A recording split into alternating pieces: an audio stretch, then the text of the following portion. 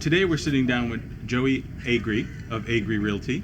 Thanks for joining us in the Benzinga studios. Thanks for having me. No problem.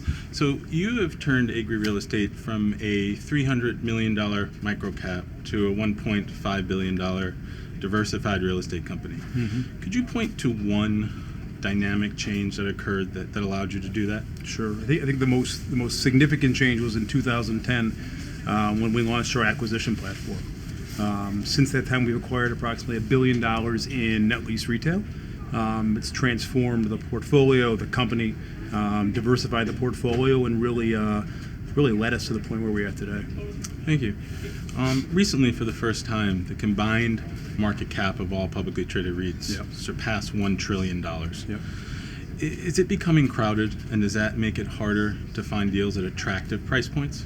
No, it's interesting. Net lease specifically, in context of the RMZ, which is the REIT index. Net lease specifically is about 8% of the RMZ today.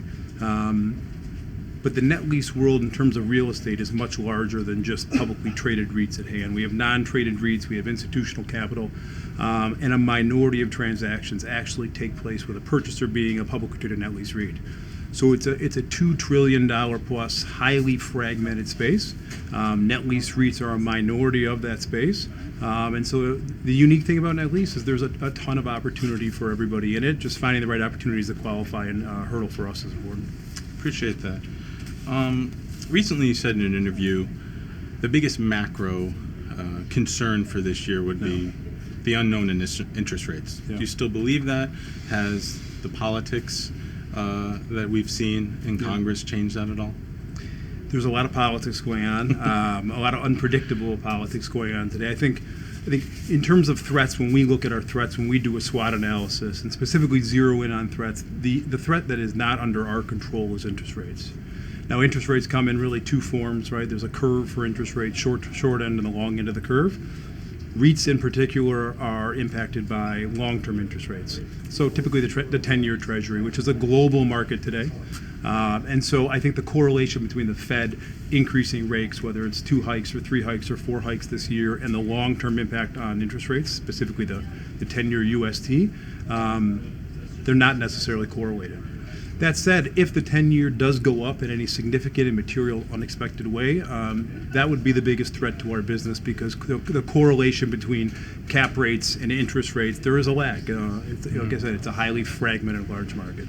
And do you shorten the duration of your leases when you see that environment? The most important thing for us to do as a net lease REIT is to maintain a flexible, conservative balance sheet.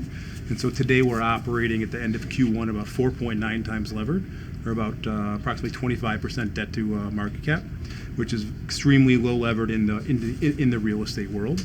It's probably the strongest balance sheet in the net lease space. It's long-term debt. We don't have any floating rate, short-term, variable rate, really debt on our balance sheet, with a long, extended weighted average maturity. And so matching the underlying indebtedness on an unsecured basis, typically we're a bond issuer in the debt private placement market, with the length of our leases, which are a weighted average of 10.6 years, provides the stability and the consistency of the cash flows from the leases, as well as the debt service underlying any debt in our balance sheet. And final question, we've seen a pretty significant increase in big box bankruptcies in the retail space. Yeah. Do you see that trend continuing? Is it that the weakest are finally realizing that big box has some online competition? Lots of headlines out there about retail bankruptcies, big box and small box, right? We've seen a number of retailers, Gander Mountain, H.H. Gregg, a number of mall-based retailers. We're lucky in that we have no exposure to any of these retailers that we've seen file for either Chapter 11 or 7 recently. Now, I think the retail world generally has been on this trajectory for a while. Our investment strategy to invest in e-commerce and recession-resistant retailers.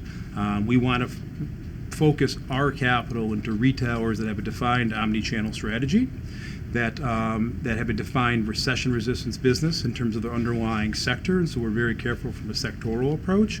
I think the trend and the trajectory that we're seeing has been going on for a long time, frankly. There's the weakest are getting really, the bottom is dropping out.